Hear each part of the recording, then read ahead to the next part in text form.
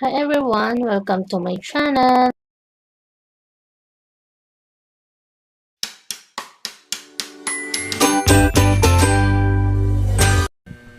Hello guys, welcome to my YouTube channel. Ayan guys, kung makikita po ninyo ay marami diyang putol-putol na mga kahoy.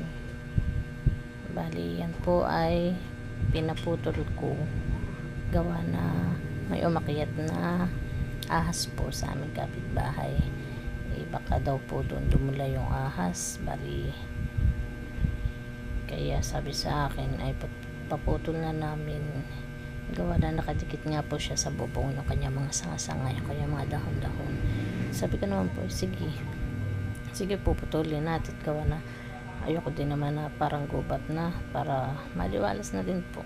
Saka kung makikita po ninyo diyan ay kami ay nagkukuha ng mga pinaputulan dahil sapagkat yan po ay pwedeng panggatong ni Tio Odi, gawa na kahoy po ang kanya, sa kahoy po siya nagluluto. Ay sabi ko kuhain niya, may giting panggatong, kaya tinutulungan ko po siya, gawa na ngayon darating na tag-ulan ay marami po siyang panggatong, hindi na siya mangunguha kung saan saan, gawa na magtatag-ulan ay makukuha pati niyang kahoy, ay mga basa, ay maigi po yan at mga tuyo. Kaya yan, amin pong pinukuha yung pwedeng panggatong niya. Saka may mga yaro-yaro pa din po diyan, ay maipakilo din at nang magkapera na magkapera, pambiling candy ni Tep-Tep. So ayan, talagang napakasipag manguha ni Tio Odi, porsigido nasa may panggatong.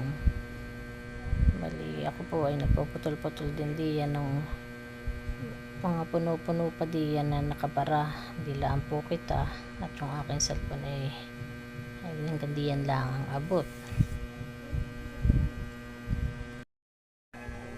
Bali yan po yung aming nililinis, hindi lang abot kanina ng cellphone ko sapagkat nakatutok kay Tio Odi. Yan po yung kabila sa bandang likod ng aming bahay. Tingnan naman po ninyo kung iisipin natin na yung mga punong hindi pa natatanggal diyan ay talagang gubat. Saka diyan po sa may likod namin ay talagang inakayatan din po yan ang ahas, gawa na may mga sanga nga po di lang nakadikit, kaya siguro dun sila nadulay. At habang nga po kami busy paglilinis dito sa aming gilid, ito naman pong aking pamangkin na si Karabong ay balot na ng plastic, mautak at naambon po, ay ginawa ng pandong yung plastic, binutasan na niya at siya siguro may mahingahan. Tinan mo naman kaulit kung saan pa pupunta ang batang ayan. Bala iyan naman po ay may kinakatakutan dito, ay pagka aming nilulukong bayan na ay siya po ay nananakbo na, uuwi na yata sa kanila. Bali iyan ay tinatakot po ni Tip-Tip ay bumalik.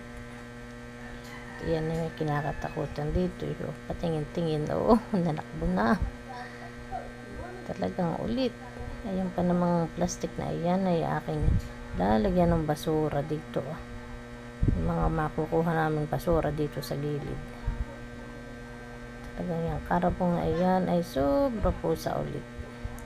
Tingnan mo naman, gusto niya siya magbibideo, siya daw ay magbablog at ayan po, tingnan mo naman kaulit at nadila pa.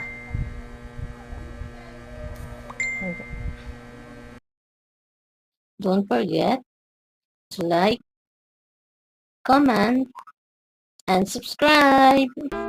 Thanks for watching.